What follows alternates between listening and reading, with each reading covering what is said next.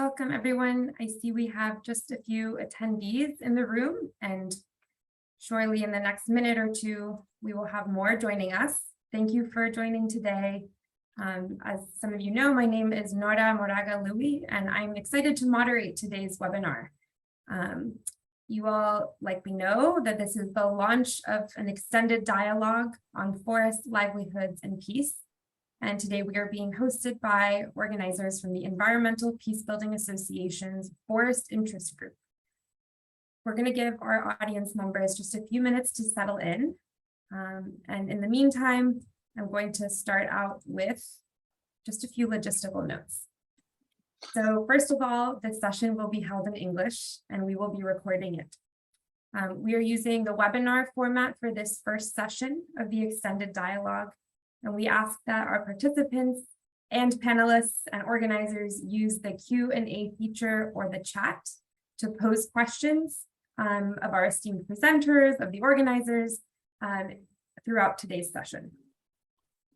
So I do see we have a couple of attendees here. If you all want to share, for example, where you're joining us from, or what organization or institution you're affiliated with, feel free to do that. I'll be introducing our wonderful panelists and presenters here today as we go through the session. So you are welcome to share at any point in the chat. All right, let's see if anybody's sharing where they're coming from today in the chat. And not yet.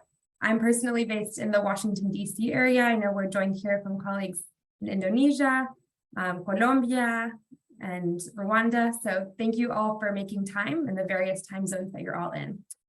Now that we have a couple more participants with us, I want to give a very brief overview of today's session so that we all know what to expect. First, we're going to hear some opening remarks from Carl Brook, who is Senior Attorney and Director of International Programs at the Environmental Law Institute. And Carl is also the President of the Environmental Peacebuilding Association. We'll then be hearing presentations from three colleagues, Dr. Angela María Amaya, Dr. Bernadette Arakwiye, and Mr. Mangarah Silalahi, who I will introduce, as I mentioned, over the course of the session. Some of you may note that the promotional information for this session included an additional speaker. Unfortunately, Dr. Patrice Tala is unable to join us today, but we hope to engage him in some form in upcoming sessions of our extended dialogue. And then finally, following presentations, we will have a short discussion and closing reflections at the end of today's webinar. And as I mentioned, we'll welcome your questions, comments, and ideas throughout the course of today's session.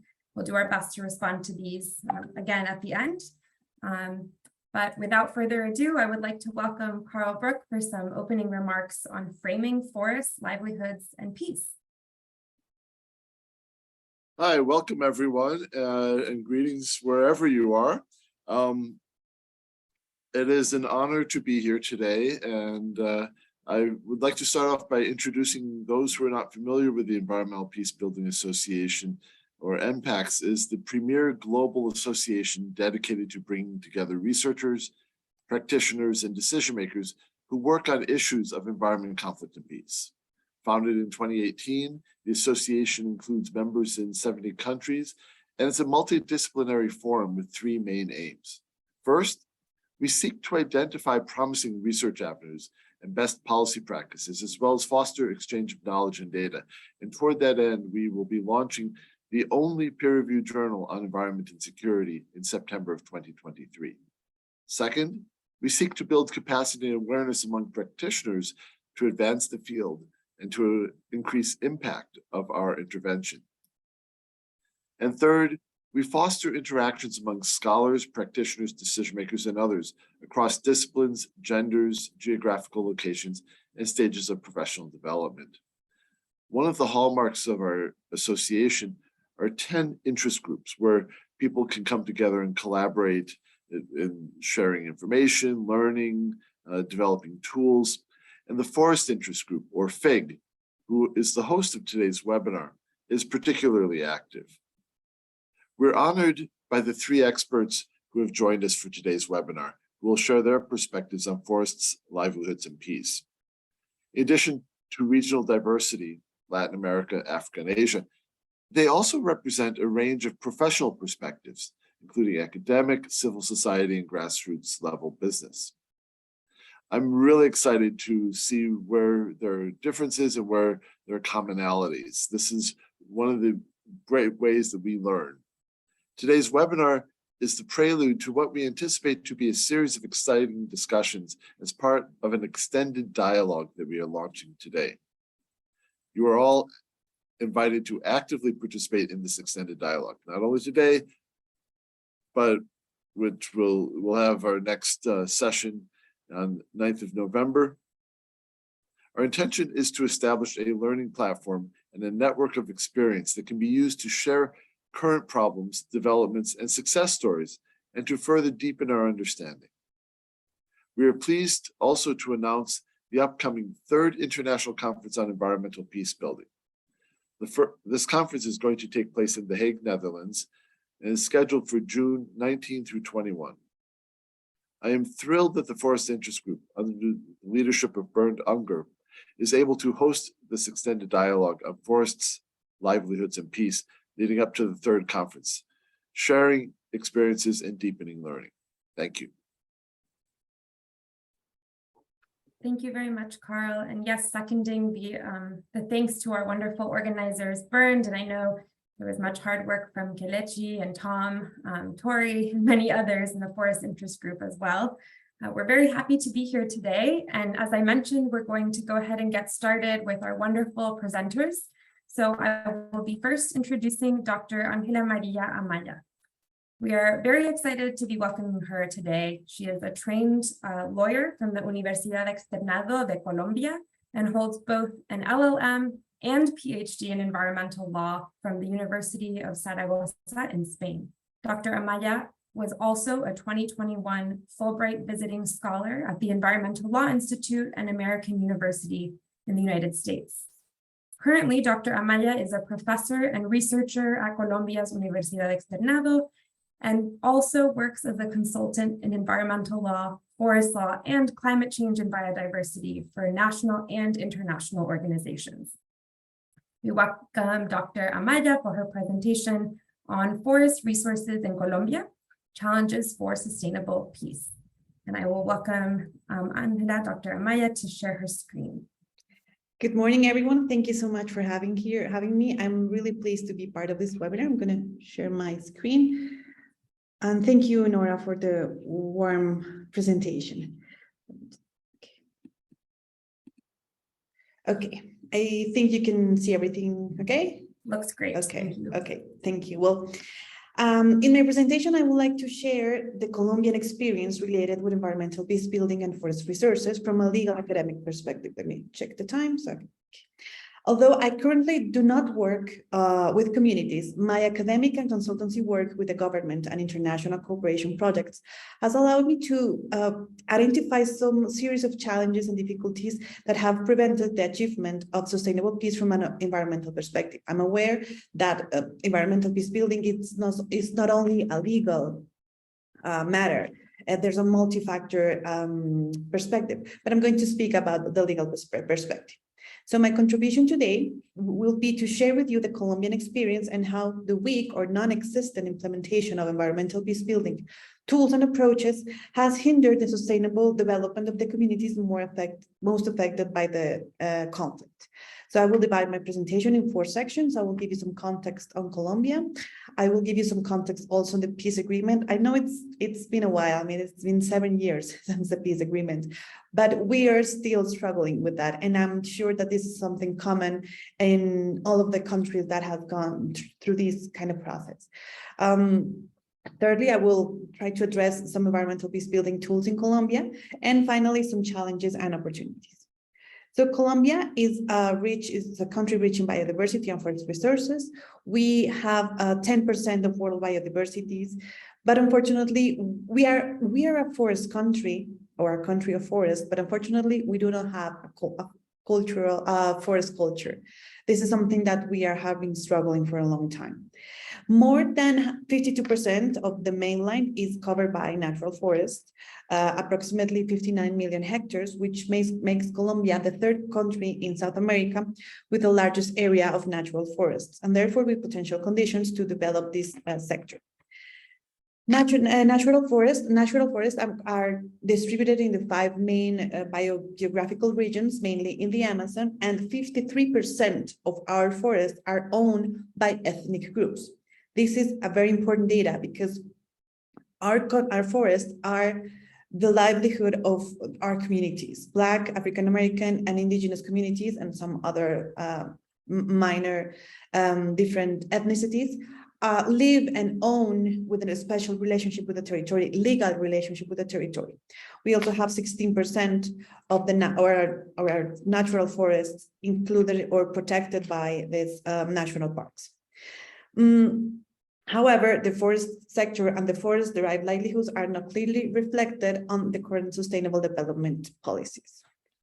We have a main situation right now in Colombian deforestation. It's a multidimensional problem.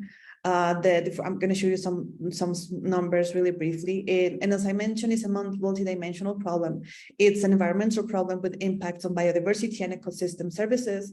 It's an economic issue because of the lack of viable economic opportunities. It's social-cultural because it hinders the relationships among the building a sustainable peace building. And also we do have an inadequate legal system.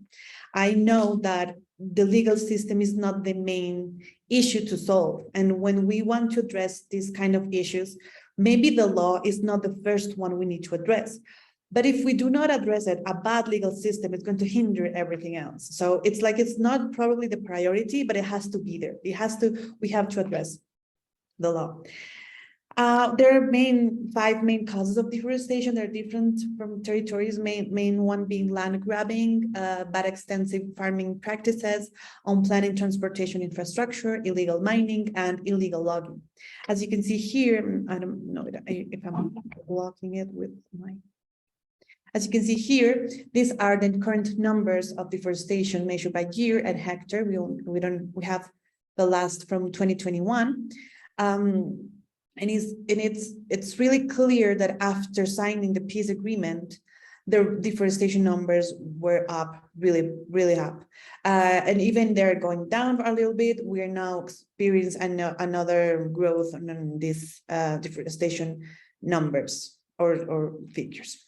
So the peace agreement. We signed the peace agreement in 2016 with the FARC guerrilla. In my opinion, there are no clear environmental concerns. I know that some authors here at my university, colleagues that I work closely, they do say that the peace agreement has environmental concerns or has environmental provisions. They are there. If you read the peace agreements, or you can find sustainable development, you can find protected areas, you can find that, but it's not correctly addressed, in my opinion. And that is why, I think that the way that the peace agreement addresses environmental issues are some areas that we should not touch, that are areas that are protected, that are outside the development of the country and not included in the development of the country. So the peace agreement looks at the environment and says, okay, that is there. I'm going to leave it there. I'm not going to touch it. And does not include environmental in the development that the country needs to sustain peace. One of the fundamental aspects of the peace agreement was the achievement of environmental sustainability through different axes, but there's nowhere clear how to get there. It has a partial vision of the components of the environment, and it has a narrow perspective on how to address this. But after the agreement, there has been some situations related to power vacuum. After the guerrilla surrendered their weapons, there wasn't a really good state presence, and there are new actors, both legal and illegal. There are new economic needs, new territories that need to be connected, new illegal activities that now with the de facto control that the guerrilla prepare in the territory or work in the territory, these illegal activities are growing up. There's a low government presence, and also we have the situation of the victims of the armed conflict. More than 50 years of armed conflict have left victims from different perspectives, from different ethnicities. There are dissidences or armed and criminal groups, and there are issues about land zone and distribution, land use and distribution. You see these words here, SOMAC and NAD. SOMAC means zonas más afectadas por el conflicto. That means the most affected areas by the conflict. And the other word means NAD, núcleos de alta deforestación, high deforestation nuclei.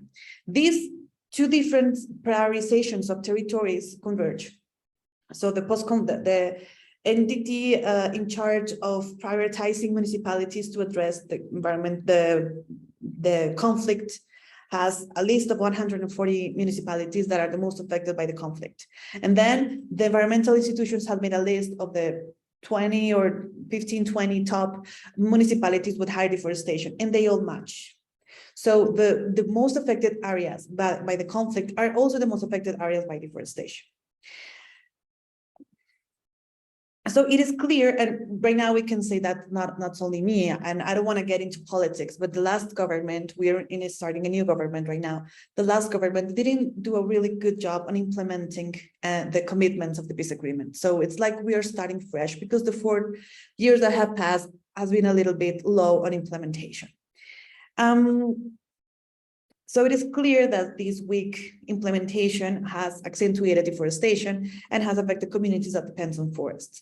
There are clear research, not only from Colombia, this has attracted a lot of attention from the academic international community, which shows specifically with satellite data that deforestation has increased specifically from the signing of the peace agreement. And different dynamics that are not specifically environmental, but this is something that is a fact.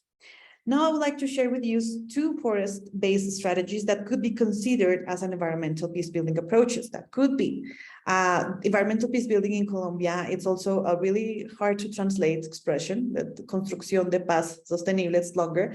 And it's been growing like a field of research, but I don't see it more as academic yet, more in the field, in the territory.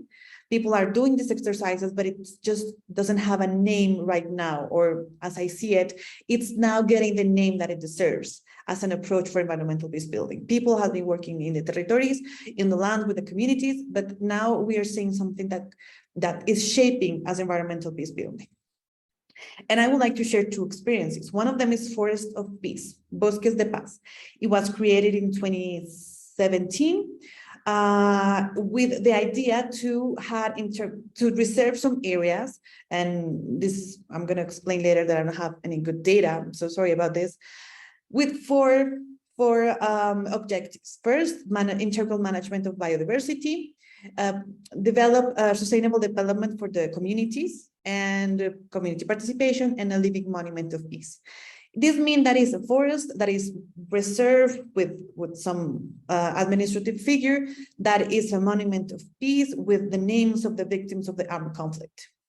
And can also be a compensation mechanisms. For example, when a company gets an environmental license, it has to make a compensation with reforestation. It could be done in the Forest of Peace. However, I couldn't find any recent numbers for this presentation. There is no information updated on how this is going. It lacked, for me, it lacked like the, and I'm going to show you later, the perspective on livelihood. This is a great aspect for conserving, for protecting biodiversity, is a great example of living monument of peace for reconstructing the social fabric. But what about the livelihood of the people who live around the forests? There are not productive projects, there are not financial support to develop something about that forest. It could be, I don't know, non-timber products, ecotourism, birds tourism. I don't know how to say that in English, I'm sorry. So for me, the Forest of Peace is lacking that economic factor. And then we have another initiative that it's really, it's better in infrastructure, in work from the ministry, that is our community forests. We do have community forests in Colombia. They're different of Forest of Peace. they could be the same, but they're clearly different in the information that the ministry provides in their website. And community forest, with the support of the FAO, trains representatives of local producers and includes the market analysis and the business practices that it's much needed for the forest sector. The forest sector in Colombia, or the natural forest sector, is informal. So it's really hard for these communities to sell their products, to sell their non-timber products, such as acai, sachainchi, because there are no rules for a strong market. So they rather do something else, for example, coca crops. That is, it does have a market. So with the support of the FAO, they train representatives and they teach them and they construct like the rules of a market. They work also with the chain of these products to implement instruments that include governance of the communities and effective policies. That, as you can see, this community forest is including the economic perspective, is also including the governance and the community's perspective. And it's also a way to support biodiversity conservation. So this is like a small chart that I prepared. Forest of Peace has community participation, biodiversity conservation and management, and helps in reconstructing the social fabric as an historical memory and also as an environmental peace building tool. The community forest has the community participation, biodiversity conservation and management, and also has a strong focus on sustainable livelihoods. But it's not precisely designed to be a part of a living memory or living museum of peace. So as you can see here, if Colombia would design some structure that would address the four criteria that must be matched, we will have like an ideal figure that could help communities develop their livelihoods within an environmental context, and also being a reconstruction of the social fabric. For me, the example that I am always using in class is the Guatemala community concessions that they have in the Mayan Reserve, and that they also work different members of the communities with a legal structure that allows them to be owners of certain rights, even if it's a concession, not a property laws. But for me, this figure, it ticks all the boxes. So in Colombia, we are having different approaches. And as I mentioned, there's no easy way for me to find data. I try to contact people at the ministry. They don't know what's going on with the Forest of Peace. There's a website that I could just download a form and register my Forest of Peace, but it didn't seem like there will be any support of the government in developing or technical assistance as it is in community forestry. Community forestry has a more developed structure and support from the government and from the FAO. So challenges and opportunities.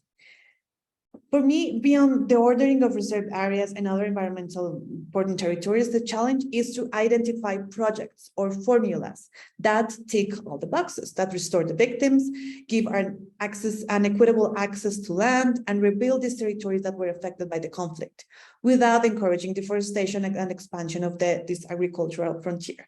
I know that sounds like I don't know, like a Disney tale. This is really unreal, but I think that if we design some general rules and we start addressing project by project, instead of expecting to have a national regulation that it's perfect, that it's good for everything, and we just start making specific protocols. There's a thing here in Colombia in that we have some regional authorities that are corporaciones autónomas regionales who are in charge of the environment in their own territories. These environmental authorities, these corporaciones, has their own agenda, and even though they work in the protection of the environment, they are really hard to deal with when in terms of legal agreements or legal decisions. They're really strict. So I have been working with some corporaciones, trying to work with them, not around the regulation. I'm not asking them to do anything illegal, just to be creative about designing legal tools that in that specific case allows the community to use the resource without any of the high legal challenges that include the procedures that are long, they're really hard to understand. So simplified procedures. So it is one of the challenges. And finally, I do think we need better legal tools and co-design environmental policies with the users of the regulation. The users of the regulations are the communities, so we need to design tools with them. We do not need a lot of strategies. We need a coordinated strategies. For example, we do not need to create a third strategy with forests, maybe just combine the two that we already have. We need to implement the rural reform with the environment as a main tool, not as a separate area.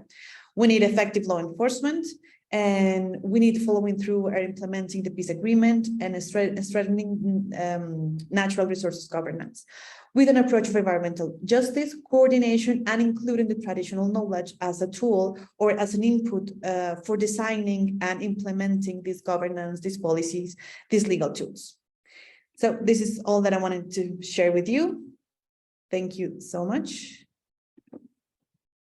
Thank you so much for your very comprehensive presentation on some of the legal considerations and challenges for especially two approaches to environmental peace building that we've learned about today. Thank you so much.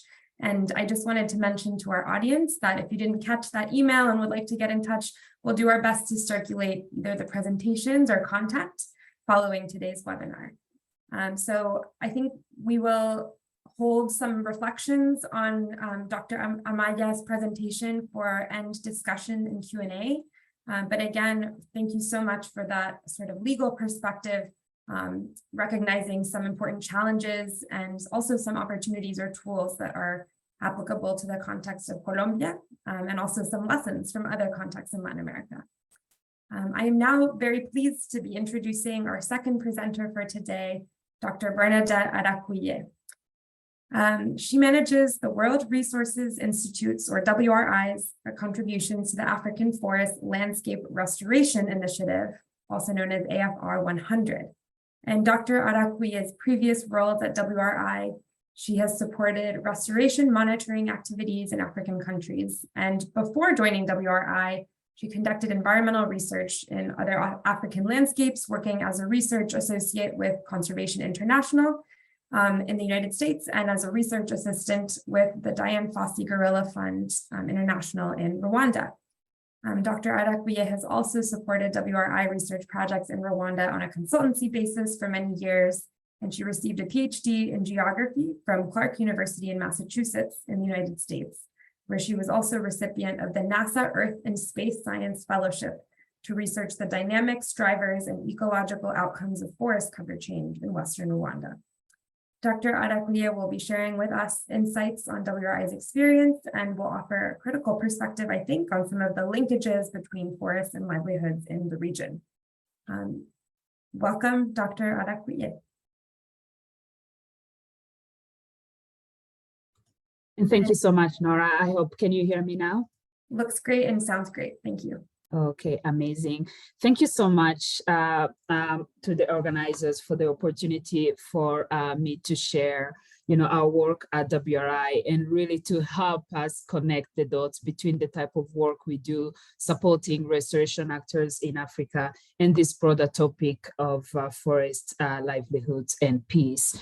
As you mentioned, I work with our program that supports the African Forest Landscape Restoration Initiative, AFR 100, and I'll be really telling you about this initiative, how we support it, and how the work that we are doing help address some challenges with environmental conflict that we have observed in the region. So to set the stage, I want to start with, the context within which we operate in Africa. Many of you are aware of the extensive land degradation and deforestation challenges on the continent. This really has led to making the continent having the majority of the continent being degraded. 65% of the arable land on the continent is too damaged to produce food. And this has an economic impact, both on the economies in general and on the communities that actually manage the land. 70% of the land is managed by smallholder communities on the continent, and they are the ones that are ultimately impacted by these land degradation challenges.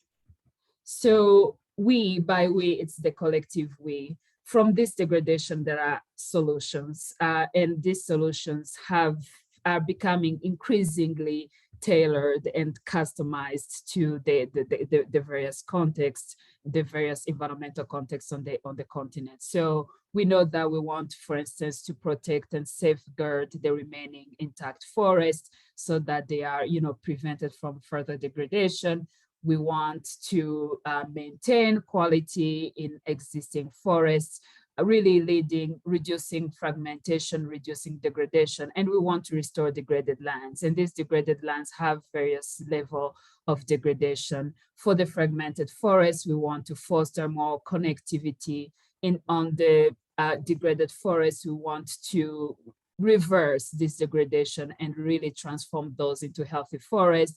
And the degraded lands, depending on what's possible, we are really aware of the need for humans and the nature to coexist. So we look at ways to keep that balance. How do we restore, for instance, some degraded lands back to healthy farms or back to healthy plantations, into agroforestry system, which is a way to incorporate trees in cropland, into silviculture, or even back to forests where possible.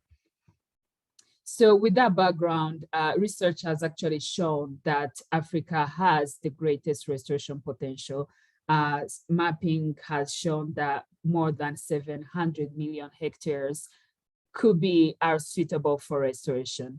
And these maps, I know that they have been really contentious. Some interpretation say that, are we advocating for removing human population from these places? Are we advocating for return to natural ecosystem, which could be possible, and in some cases is not even realistic?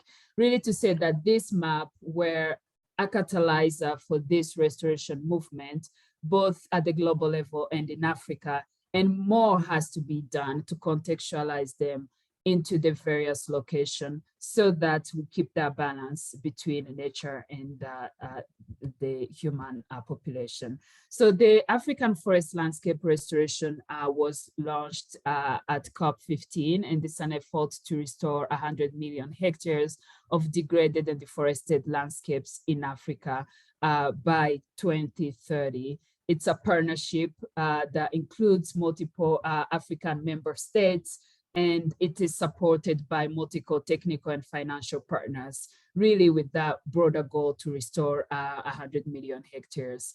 Once the partnership was launched, many countries have joined this initiative. So far, 32 African countries have joined the initiative, and each of them have made their national commitment to this restoration movement. You can see that numbers vary depending on what country thought was realistic and achievable within their national boundaries.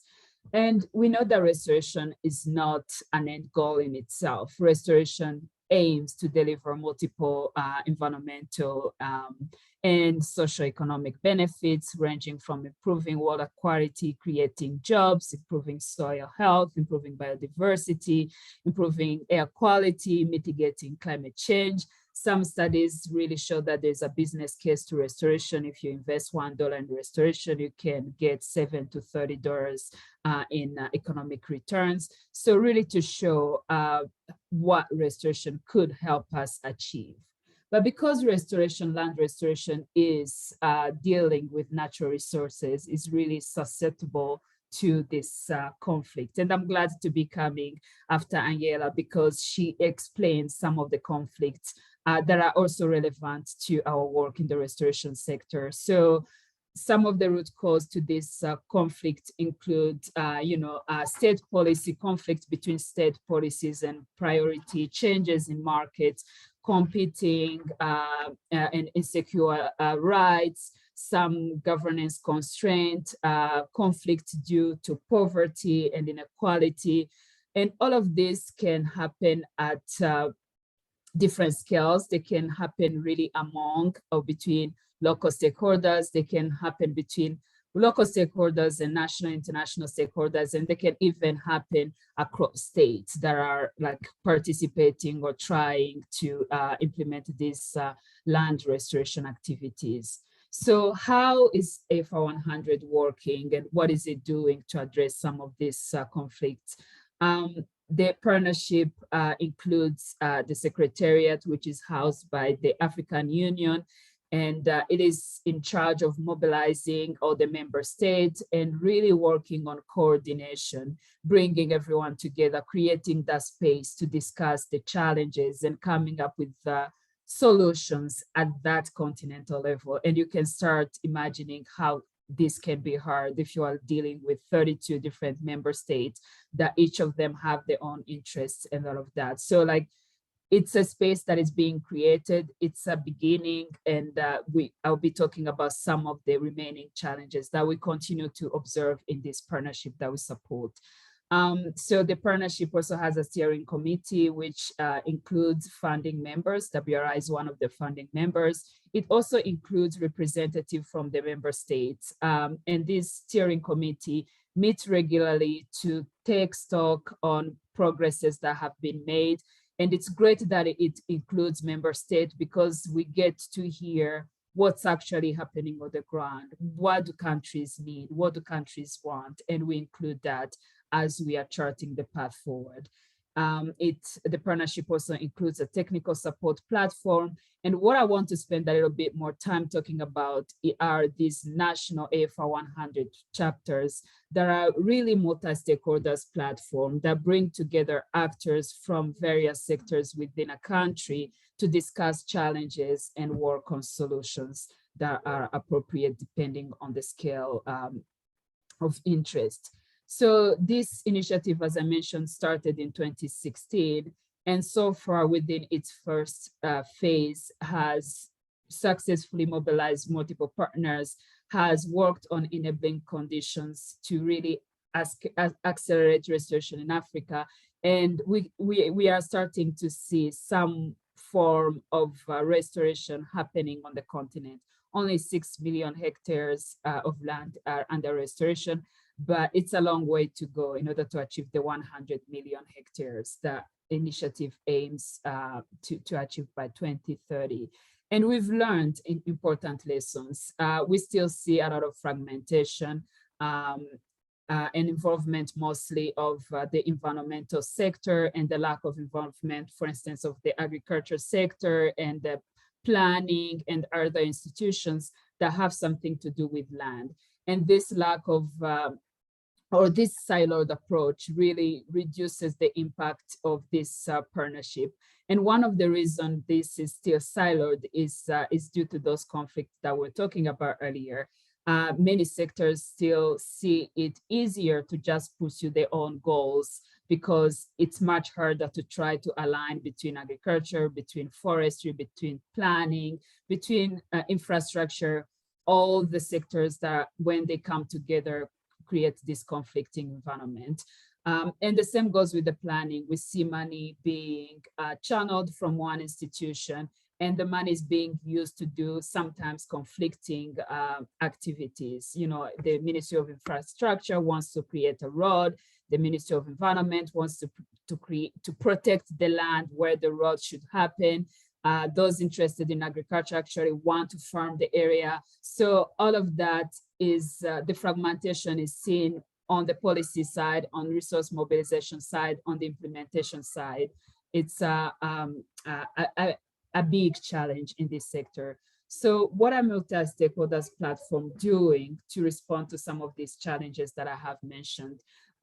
We are seeing this multi-stakeholder platform actually emerging in the forest and landscape restoration movement to address various goals. So there are the ones that are, there are some that are looking at fixing or working on this issue of improving the enabling conditions for restoration.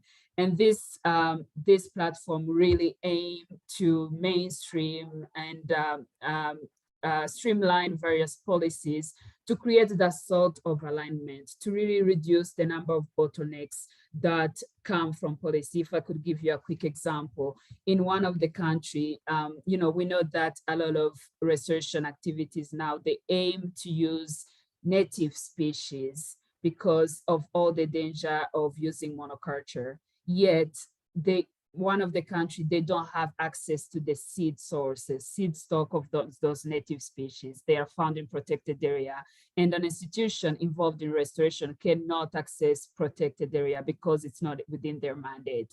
It's prohibited by existing policies. So what this policy platform, policy dialogues that do is bringing together those institutions that should be working together, and yet they don't have that space to work together to discuss those key challenges and figure out a way to address them through policies.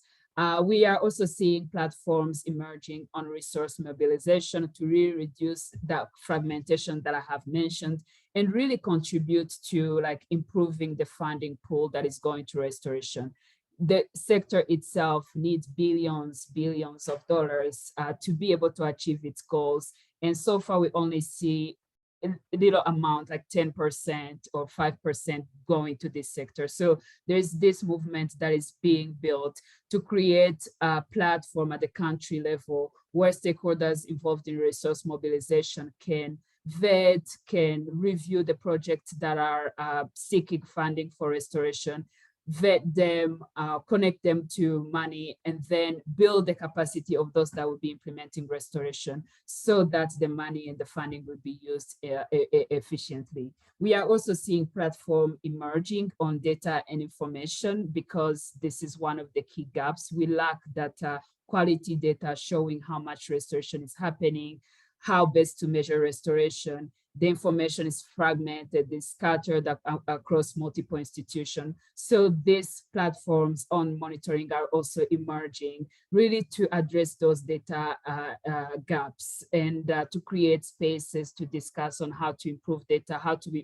build the capacity at multiple scale so that this information can become available, be made available, and really help with planning and implementing restoration. So I've been mentioning multiple scale involved. We see that really materializing in this restoration space. We've been seeing this landscape, multi-stakeholders platform landscape operating at multiple level, from the landscape level to the national, to the initiative level, that is AFR 100. And AFR 100 itself is connecting to the global restoration movement.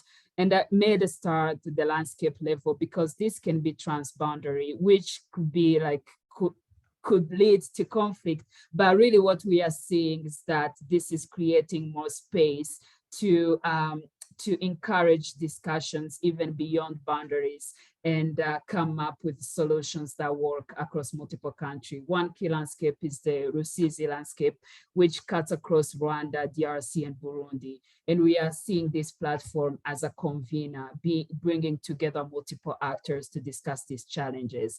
And of course, different topics are discussed depending on the scale. We are seeing that at the lower level, closer to the community, this is where topics on equity, on gender values and norms, on equitable access to resources and to the benefits of restoration gets discussed, really closer to the ground, closer to where restoration is happening. And once you move to the broader scales, you start seeing topics on, how we align policy, how do we align across multiple international treaty, etc. So multi-stakeholders platform are not new in the FRR in the forest landscape context. There are some early successes, for instance, from Tanzania, where this platform have really created conducive environment to implement sustainable forest and landscape restoration within the country. So this platform, for instance, they fostered a space to discuss and develop innovative approaches and tools and mechanisms to improve governance and tenure, to discuss issues that have to do with natural resources management, and to really eventually achieve lasting outcome when it comes to the restoration agenda. We are also seeing some challenges. So many of these platforms are tied to short-term projects, so the funding is not available in the long run, which create challenges once the funding has ended to sustain and keep this platform active. It's also, we are also increasingly seeing that the participants in this platform, they tend to be busy with other responsibilities. And really the platforms are struggling with the quality inclusivity. Is it best to include multiple members of the platform? And then what does it mean on like policy and decision making? And then we see many platforms with overlapping mandates because multi-stakeholder platforms are really becoming a tool across the environmental sector. So in one country, you could have like 3 to 5 platforms that deal with environmental related issues. And the goal is not always like clarified, and that creates confusion on like what is the aim of this platform. That's what I would like to share. I really want to thank you again for this opportunity to be part of this webinar, and we look forward to learning more, because the more we learn about livelihoods, forest and peace, we know that it's going to improve the quality of work that we do supporting the AFR 100 initiative. Thank you so much. Back to you, Nora. Thank you so much for, again, a very comprehensive and impressive presentation on this regional initiative, which, as you mentioned, is situated in a broader global discourse and policy arena around restoration and climate change efforts.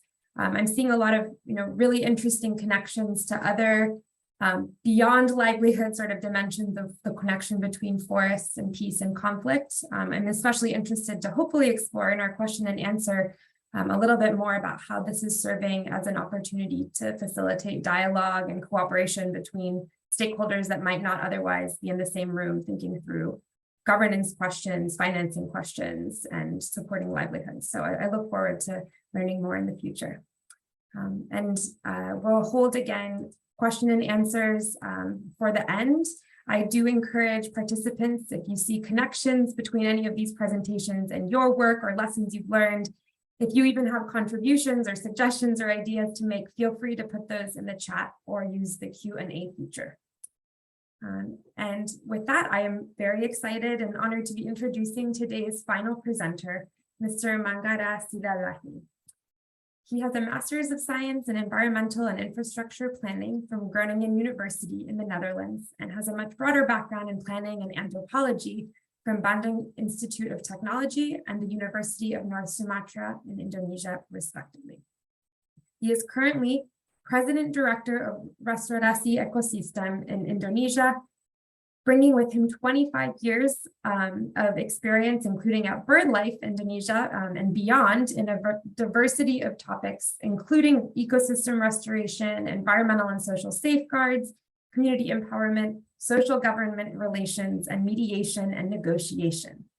We will be hearing much more about his current work throughout his presentation, which is focused on Hutan Harapan, or the Forest of Hope. Welcome, Mr. Mangarah Silalahi. Thank you, Nora. Good night from everybody from Indonesia. So this is a very great opportunity for me to share about Hutan Harapan, or Forest of Hope. So my presentation will be more on social aspect, but indeed we work more than this, beyond of this, but this is more important thing to share with you. So I'm gonna to present for topic, which is profile Hutan Harapan in Indonesia, activities and achievement, challenges, and also lesson learned. So this is Indonesian map. So our project in almost south of Sumatra, so close to Singapore and also Malaysia. So Indonesia is a big country with 17,000 islands and 1,000 of tribes, indigenous people in Indonesia. So we are rich in terms of people and also biodiversity. I think we are number 3rd after Brazil. So and Harapan is one of the example. So why ARC we promote in Sumatra? Because incredible decrease of forest since 90s. If you look at in 90s, so Sumatran island is fully covered by forests, which is lowland, swamp, and also other forests. So in 2005, the World Bank's Direct Home publicized that the lowland forest Sumatra will be gone in 2010. So they published in 2005. So with this issue, then BirdLife partners, including BirdLife International, try to with this publication, how we can protect the remaining forest, lowland forest in Sumatra, because the lowland forest in Sumatra is the global threatened habitat in the world. So you see that the decrease of forest in our country, so in Sumatra, so in 1997 dropped to only 2.2 million hectare, and in 2002 only 650,000 hectare of lowland. When then 3 years ago, after 2005, with this trend, so World Bank was very curious, and now we put the WRI data that Sumatra lowland forest only 350,000. So look like we with this we can showing that one to against the World Bank publication, and the second that we are now can protect at least 25 to 28 lowland forests in Sumatra. So okay. So what is ARC? So ARC is ecosystem restoration concession. So this is indeed very different with the terminology of ecosystem restoration in the wider concept. So this is the policy framework that BirdLife partners propose, how to change the deforestation to back again to the good forest. So we have almost 100,000 hectares, so 1.5 Jakarta city and bigger than Berlin. Yeah, so we manage by company. So this is the first ecosystem restoration concession in Indonesia. So we got 2 concession, and indeed we are private company, and then we got license for 90 years. Now running 14 years, so we still have around almost 80 years more. So our mandate as how to manage forest for protection and biodiversity and restoration approach, livelihood and sustainable use of forest resources. So more broader than indeed like logging concession in Indonesia. So with this term also, this is the first time of Indonesian can be managed, forest can be managed, not only logging. So because since 1970 until 2004, forest only can manage by private to get logging. So nothing for another business of forest. Yeah. And then we have right to benefit from environmental services, non-timber forest product, and forest utilization. So beside the logging, so we can manage forest to have generate money from others. Yeah, and timber harvesting not allowed as far as we reach the equilibrium ecosystem, and then the government, which is Ministry of Forestry and Environment, can allow us to logging. So with this approach, now in Indonesia, 16 licenses cover more than 620,000 hectares. So incredible impact of this initiation.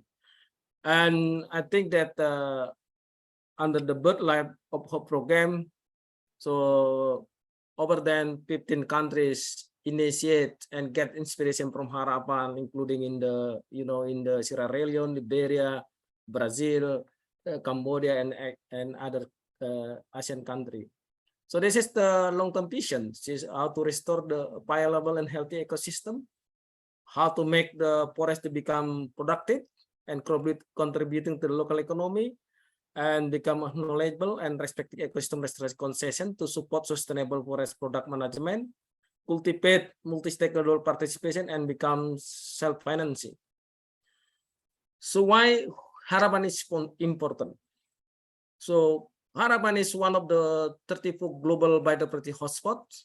So we are rich in terms of biodiversity, as you know, almost 2,000 species. So both flora and fauna, and we have also the key species like Sumatran tiger, elephant, and birds. This area also a part of BirdLife International Global Network of endemic bird area and also important bird and biodiversity area (IBA). So Harapam is declared to be a 2 of IBA. So Harapam also vital watershed for downstream communities and also the last home for the 250 families of Batin Sembilan, which is 8 of them still nomads in the forest. So they depend on the forest and they don't want to meet with the people. They like, protect themselves to provide some ration, healthy food, etc. So there is 500 local families living in Harapam and 2,000 families reside. So in totally, I manage 100,000 hectares of forest, much rich of biodiversity, 10,000 people living in Harapam. How we can make this harmony peaceful and give benefit to the planet, people, and also the company indeed. So we manage Harapam as landscape approach, which is, in the green is our concession is almost around 100,000 hectares, and we are have neighboring oil palm company in the red, and in the yellow is acacia plantation for pulp and paper.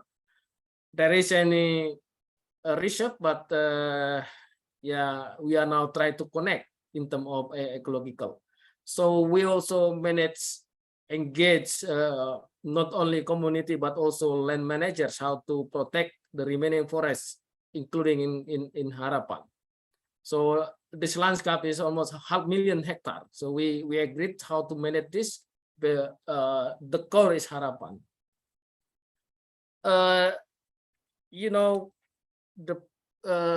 Indonesia is the deforestation rate, I think in the top 1 or top 3 after Brazil, or even sometime Indonesia is the top, and a lot of pressure for forest.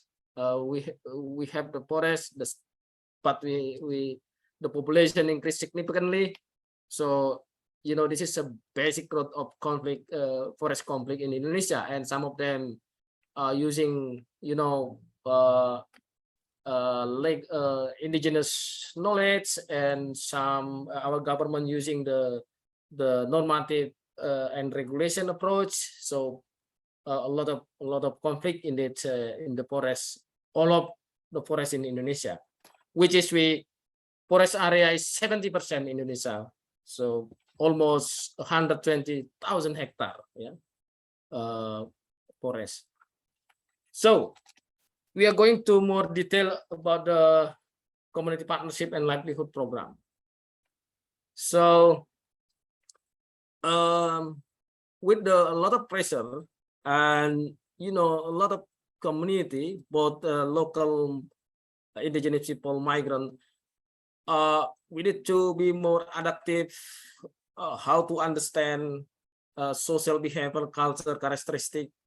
Also, it's my background indeed as anthropologist, and then how to formulate with using the international standard, using epic process, pathway planning, etc., and also how to make sit together, building the trust, make a plan, agree for how to manage to protect the remaining forest, and how to improve their community, and also how to empower, and let's together to monitor our program. So this is the approach that we can do in Harapam. So in terms of conflict resolution, there's a lot of conflicts because a lot of interest. Forest is common resources. Forest is complex. No single we cannot see from one discipline. So we need to mix and also see the what is the root of conflict. Then in terms of conflict resolution, so we integrate between non-litigation or conflict resolution approach, yeah, with mapping conflict analysis and also litigation. So this is the process, and we move to make land use stabilization and improve livelihood. So indeed, the process, long process, and how we can agreement to make a peace building. So not conflict each other. No, there is no burden of our asset. So because in the past 5 years before I assign or I work for this, so mostly the approach is more law enforcement and not fit in Indonesian case, because Indonesian has pluralism law, which is we cannot we cannot do the law enforcement in the certain area that the community or indigenous people reside there, and not fair, I think, if we just only if government only use or private only use one single approach.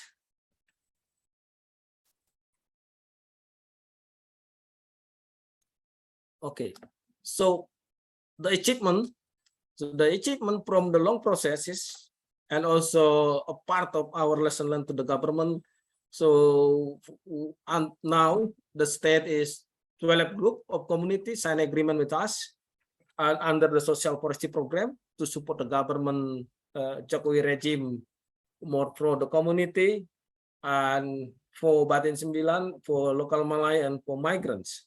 So mostly already approved by government, which is a community secure tenure and their right to manage together with us, Reki, as a company, and also in the certain area that there is no basis claim, we do reclaim, which is law enforcement. Is the last we choose because uncontrollable, high cost, and etc. So we're doing the very last approach. This is the group that already signed. This is the blue, and the purple is ongoing process. So they spread mostly here, but there is indeed indigenous and also local people. If we would like to protect the remaining forests, so we need to deal with them because this is the home for tigers, for elephant, bird, etc. So we are working here with them how to make a productive landscape, how to make money with them, how to engage and then understand. This is very important in our approach in Harapam. So beside that, we also provide this basic school and also basic health. So mostly indigenous people are illiterate. So we try both, which is in the class and also in the forest. So we make also jungle school for them.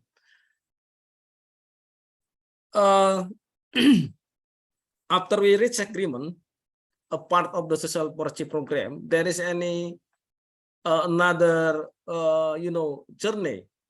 So MOU is the first step, but the other step that more typical, which is how to improve, how to improve and to implement the MOU or community resource management agreement. So until now we support them with 150 hectare agroforestry, and then also facilitation rubber and NTAPs process to the processors and buyers, and creating job for them. So almost plus minus 90% of IPLC working for Reki now. So we use them as they also have rights. Reki have rights, so more stronger rather than we are using, oh, this is right for Reki, community less right. Yeah. So this is our approach, especially to stop the speculators, which is people that would like to get more land in our concession. So we also developing agro silvopastoral. We develop cooperative to support the business and a part of social forestry program, and the cooperative indeed as a tool to get loan from the bank, to get a grant from the government, and also other government scheme. So challenges. So lowland forest in Sumatra is continued to disappear, but we are standing on this forest, at least 70 to 80,000 intact forest in Harapam, and forest and land stabilization is ongoing endeavor, and population increase is significant indeed, including in our concession, not only in our concession, but also in, I think, in Indonesia, that will almost reach 300,000 million population. So land claims and cleared forest still continue, but we can reduce significant illegal activities still happening. So we are using the integration and joint patrol with using cyber tracker smart, and also using Guardian is promoting by rainforest connection, and also audio mode to record the biodiversity aspect. And indeed, forest fire is more important for our government. So since 2019, we have a national problem or tragedy of commons, which is mostly in Sumatra, Kalimantan, Papua, forest fire happen. And the other challenge is human rights issue. Sometimes if we don't very careful, that we will face the human rights issue if we are doing law enforcement and also doing patrol. So we have almost 200 staff in the fields. So we make a safeguard for social to ensuring that there is no clash in the field and respect each other, between community, our patrol staff, and also the migrants. And the challenge is how to transform conflict, with the different interests to be a business partnership for community. It is very also the challenge. It's not easy to say, but difficult to implement. And also how to meet restoration with the government obligation. Lesson learned for handling conflict. So with our cases in Harapam, and I publish in the International Open Journal, which is conflict are multifaceted, not single. So there is any socio-economic, political, even the politics involved to make to push the conflict. And we with my experience as a mediator as well, so I designed with my team how to build trust with the informal relationship to accelerate the resolution conflict processes, not only formal. So conflict resolution through non-litigation is mediation and negotiation is more acceptable by community and controllable by companies. I am a CEO in this company, and indeed in terms of cost, conflict resolution is cheaper than if we have we go to the litigation. We pay the lawyer, long process, on and on. No, make each other not trust, and making conflict escalate. And the other lesson then is getting MOU is easy. So MOU should be follow up with livelihood program. If not, then the trust reduce significantly, then difficult again to building the trust. And also need commitment and resources. So some of problem of MOU that we sign, which is both us, which is Reki and community, indeed in terms of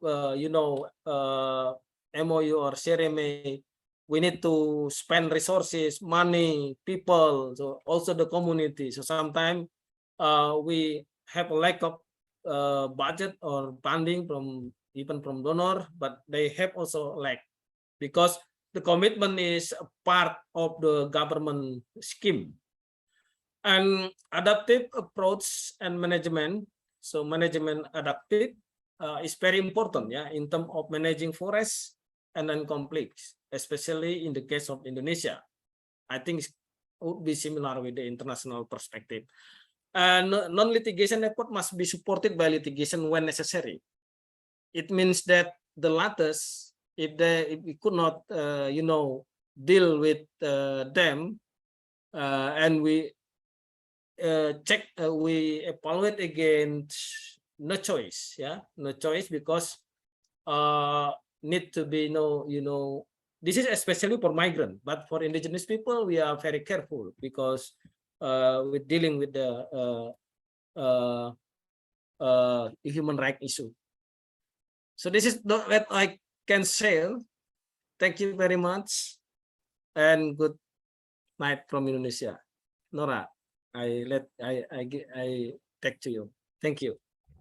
Thank you very much, Mangarah. That was a really interesting presentation, and I'm personally very excited to see more concrete examples of where people in the environment and conservation space have had to work in multidisciplinary ways with people with backgrounds in mediation, negotiation, and sort of the conflict resolution and peace space as well, to develop more, I guess, well-designed and durable solutions for both local peace and also biodiversity and climate, right? So I'm really excited to hopefully dive in a little bit. We have about 20 minutes left in our session. I want to briefly acknowledge a couple of key themes that I heard and takeaways from our presenters as we come back together and ask a couple of questions. So we are extremely lucky to have had represented various perspectives and experiences that are working through different channels, whether it's legal frameworks or local conservation agreements, and at various scales, right, including at the regional or international scale, to address these challenges that range from biodiversity and climate change to national peace processes and the importance of protecting rights and community interests in rapidly changing dynamic landscapes. So Dr. Amaya shared with us 2 concrete environmental peace building related initiatives in Colombia, the Forest of Peace and Community Forests, and the sort of importance of strengthening legal frameworks to promote sustainable peace and development in this context, including the recognition and rights of the indigenous and Afro-descendant communities who have a crucial role and cultural and economic connection to land and resources. And of course, she also mentioned the importance of thinking through those considerations that are specific to the post-conflict context, such as land distribution. I was also excited by the sort of recommended innovations and ways to coordinate efforts in Colombia to develop a maybe ideal approach that addresses community participation, economics and livelihoods, peace and social cohesion, and biodiversity and conflict and conservation management. She called this a sort of Disney fantasy, but I think with many great minds and hopefully continued discussions and collaboration, hopefully we can learn more over the course of this extended dialogue. I also want to acknowledge from Dr. Bernadette Arakwiye, who impressively detailed the broad and regional initiative on forest restoration and the African context. That one really important contribution that stood out to me was emphasis about people being at the center of this work, and sort of a reminder to us all to not get caught up necessarily in the sort of global discourse and connection to climate change, but really restoration is meant to deliver multiple benefits at the local level, regional level, and international climate level, right? So I see that this initiative has served as a really interesting opportunity for, also addressing and, thinking through governance questions in different ways than maybe I had assumed before this session. And then finally, Mr. Mangarah Silalahi has shared with us the richness and importance of the forest area where Hutan Harapam is. And as I mentioned, I was really excited by the emphasis on multidisciplinarity and understanding the context and designing community engagement approaches and innovative agreements, and also in the implementation and follow-up that's required to, I guess, keep trust and engagement with all of the relevant stakeholders. I'll share a couple of themes later on, but I want to go ahead and give our esteemed presenters and also organizers to briefly reflect on whether there's anything that they've learned from any of the presentations today that connects to their work or that they think might merit future discussions. So first, I want to give this very open welcome to Bernadette or Angela or Mangarah if they want to share any reflections. I would like to start. For me, it was really interesting seeing the focus on restoration. We do have a national restoration policy in Colombia, but we have been focusing on stopping deforestation instead of recovering the ecosystems. So I think this is a topic that it will be worth including in practice in designing these strategies. So I liked both of the approaches of the other two presentations on restoration, and also the last presentation of Mangarah about conflict resolution. That is something that I normally never see specifically, and when designing a legal tool, we should design a way to solve conflicts related with that legal tool or different tools. So those key issues for me are a new perspective that it has been there, but now I see the importance of that. Thank you. Happy Bernadette? to go next and really follow within that chain of thought. I mentioned this at the beginning. We don't necessarily engage with this topic of, conflict resolution, environmental peace building. We do touch on livelihoods, but not necessarily like on topic of peace. So I feel like, first of all, like being part of this webinar really helped me to think about those connections. And this is something that actually adds value to our work. And like seeing the examples from Angela and Mangarah, like practically what are the people doing? Angela mostly like on the law, like that, those aspects, I feel like we don't even engage with those stakeholders. We should start bringing them into those platforms, because the more, I guess, the more like perspective you get, the more then like more like I want to say holistic response and sustainable responses you can come up with on these environmental issues. But then again, like how do you strike that balance between, inclusivity and getting the work done? I would love to see more discussions on that topic moving forward. I hear that this is going to be an extended dialogue. So I look forward to learning more about that. Mangarah, go Yeah. ahead. Yeah, thank you, Nora. So really nice to have, I saw that the more theoretical perspective from university, from Angela, building platform from Bernadette. So my experience is how to really manage the forest with people, and how to meet, the biodiversity conservation, economic, and also community interest in the livelihood. So I think that, it is, I'm not a scientific, I am a practical, how to handle, to manage forest with rich biodiversity, also with community to deal, to agree. And the most important thing is, I think that one is we change the policy of forest management in Indonesia. So this is very important in that can be replicated in other countries, I think. The second is our lesson learned with handling the conflict, mediation, about joint mediation, independent mediation, mandatory mediation, negotiation.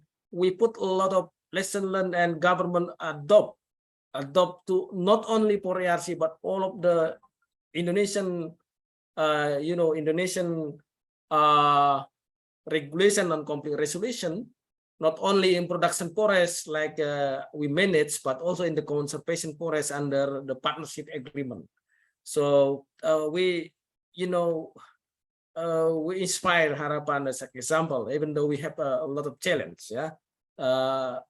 And happy because our president also accommodate the social policy program which is our government aware that every single forest there is any community, there is any community interest, and government should also responsible to improve the livelihood. So I think that in terms of in the current situation, even in the forest landscape restoration, we are indeed different because we have a policy, but the most important thing is we open mind, adaptive, inclusive, more inclusive possible, sit together, planning together. I think that it will be good for climate, for forest, for people, and for planet. Thank you. Thank you so much to all of you for those reflections.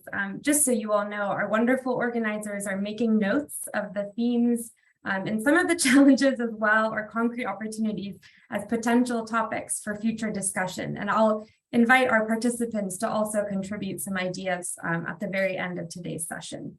I do want to acknowledge a question from the Q&A. I believe it was related to Mr. Mangarah's presentation because of the timing.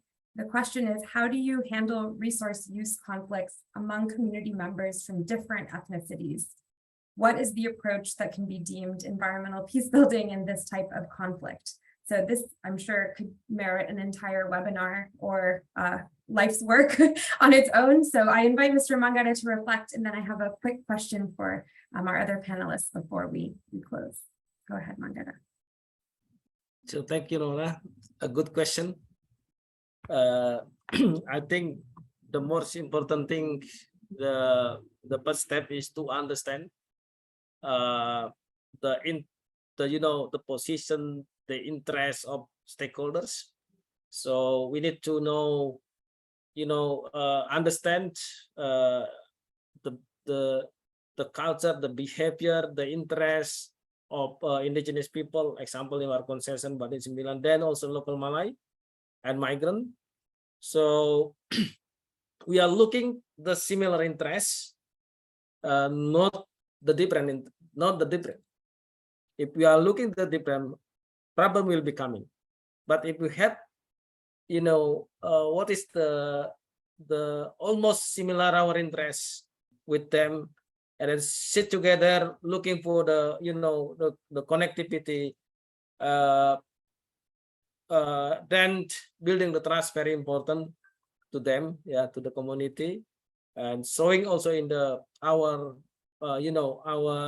approach and also our activity, not only talks but also indeed how we can also give them trust, to sit together, to open mind, to hearing, very important, hear what they want, not they want, their interest, because one is different with interest. So need to do the comprehensive analysis, then we make a like pathway.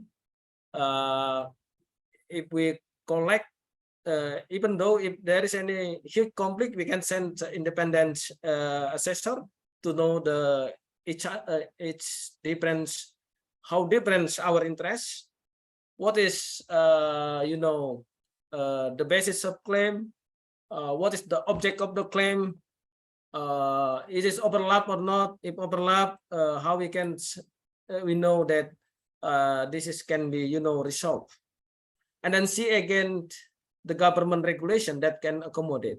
If not, then we need to make a memorandum, which is working with the university, with the forest government researchers.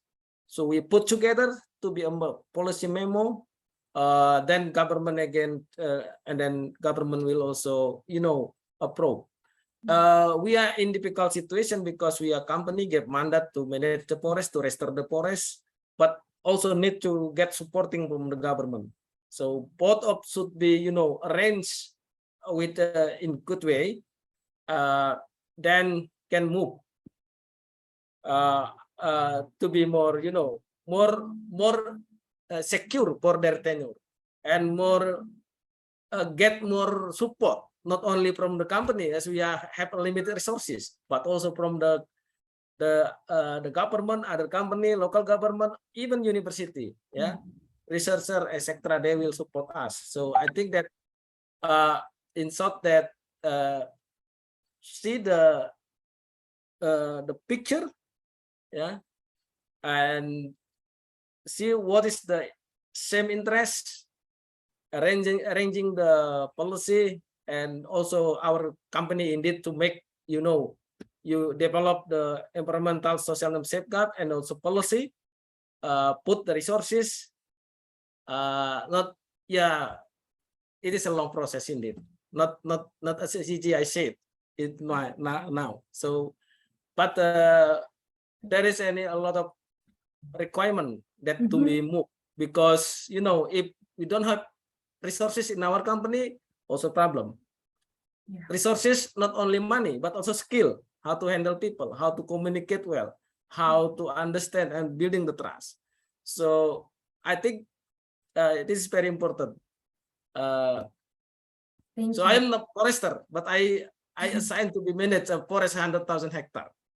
But I until now, the forest is better, the conflict reduced, and I think Pak Ben know that the latter she came to my concession. So thank you. I think Thank you. maybe my experience speed in the some area, maybe not. But what we can do, I think we are really in from my deep heart how to make forest good, biodiversity protect, climate good, and people indeed increase their livelihood. Thank you. Thank you. And again, I hope that we have the opportunity to continue these discussions in the future. And you've already touched on one of the key themes I wanted to emphasize, which is the importance of building trust, Mangarah. So thank you very much for that. Very quickly, before Angela heads out to her next commitment, I did want to briefly ask if you could share with us any concrete opportunities around the recognition and protection of rights of indigenous peoples and Afro-descendant communities in Colombia, who we heard are very important in the context of forest management, right? Specifically related to those two approaches, the forest of peace and community forests that you mentioned.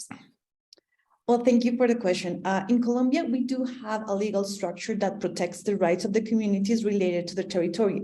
So we have a legal tool that is called a collective territory, and that is a property tool that relates the rights of property to that specific communities. We do have that as a legal tool, but I think that we do need to do more, because some of the rights, for example, derived from the carbon markets and these other opportunities that could come from economic perspective from a sustainable use of forests are not going back to the actual communities.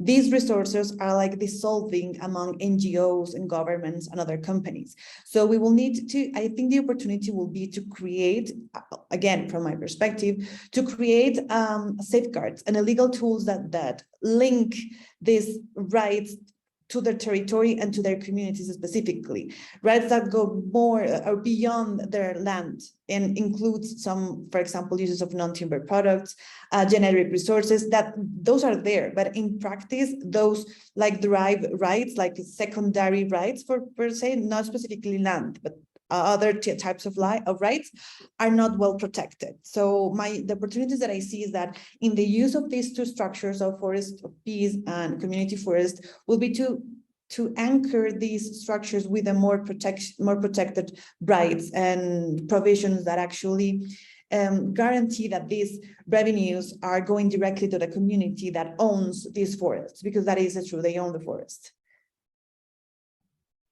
Thank you so much for that contribution and reflection. Very much echoing discussions ongoing in the conservation sector. I'm sure somewhat familiar also to Bernadette in the context of restoration and benefits in the broader African landscape.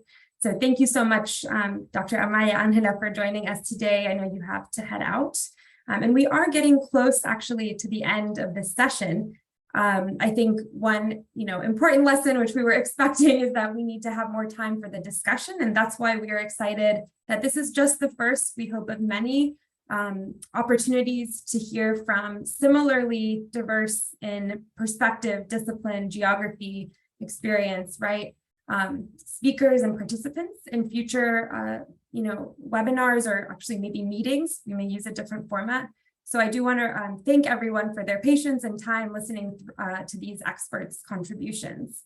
I did want, before we close, to just briefly acknowledge that some of those really important themes are thinking through setting up frameworks, whether it's legal frameworks or policy frameworks or communication frameworks, just getting on the same page about how we talk about different issues, for addressing some of those questions of enabling conditions for building a sustainable peace and economies and livelihoods in all of the contexts where we're working. We learned at very different levels and geographies.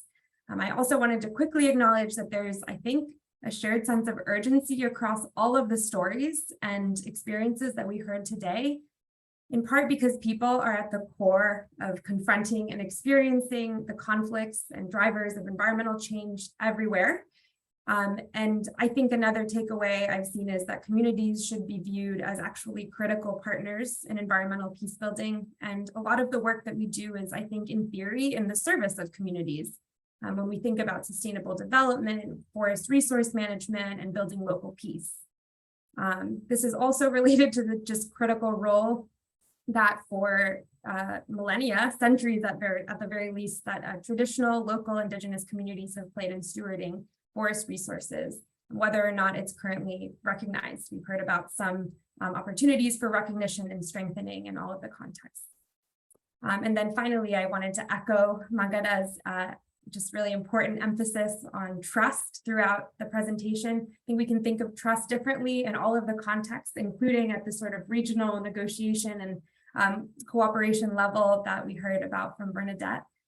So I would just encourage us as organizers to think about exercises and learning about how different disciplines approach trust building and sort of mediation, and also thinking through different worldviews and cultures in our future sessions of this extended dialogue. Thank you so much again to our wonderful opening remarks from Carl and organizers, Bernd, Tom, Kelechi, Tori. I think I see other members of the Forest Interest Group here, including Usenyi today, for the platform that you've offered all of us. I wanted to mention briefly that we have a tentative date for our next session, which would be November 9th, but we will reach out hopefully to participants with an opportunity to hear your feedback on topics you'd like to cover, since we ran out of time today. And also, if you have any specific contributions that you might like to make over the course of this extended dialogue. Let me briefly see if Bernd wants to say any final things, any last words before we close for the day. Thank you, Nora. Thank you very much, Angela, Bernadette, and Mangarah, for the very, very nice presentation. Thank you, Carl, for the opening remarks. And Nora, you did a wonderful job. Thank you very much for this great moderation. As you just said, I mean, we as in many events, we again don't have enough time for the discussion. So now I'm extremely happy that we decided not to have one single event, but to launch an extended dialogue, which will be now continued most likely on the 9th of November, same time as today. And we have already identified a couple of topics which can be further discussed in these sessions. So I'm really looking forward to have you all around a table, and let's discuss, let's share lesson learned, let's share challenges, experiences, and so on, that we can all learn from each other, and hopefully then come to here and there to solutions which help everyone. Yeah. So I think that's for the moment, and then for the discussions later on in the next sessions, we will then go more into details. Thank you. Thank you so much. Really happy to have met all of you and seen where everyone is joining from. I look forward to the next one, Bernd and colleagues.